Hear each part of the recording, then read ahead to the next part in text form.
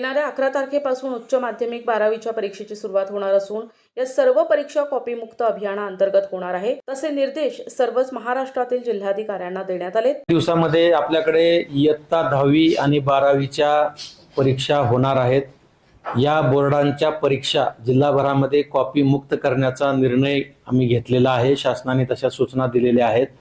आपल्या जिल्ह्यामध्ये कुठल्याही परीक्षा केंद्रावर कुठल्याही परिस्थितीमध्ये कॉपी होता कामा नये.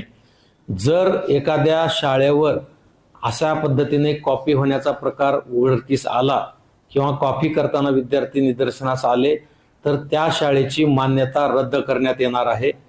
त्याचबरोबर कॉपी करणाऱ्या विद्यार्थ्यावर आणि कॉपी करण्यासाठी प्रेरित करणाऱ्या पालक किंवा मित्र किंवा इतरावर कडक कारवाई करण्यात येणार आहे. त्यामुळे आपण सर्वांनी याची खबरदारी घ्यावी. शाळा ज्या ठिकाणी परीक्षा केंद्र आहे त्या परीक्षा केंद्राच्या परिसरामध्ये 1 किलोमीटरच्या अंतरावर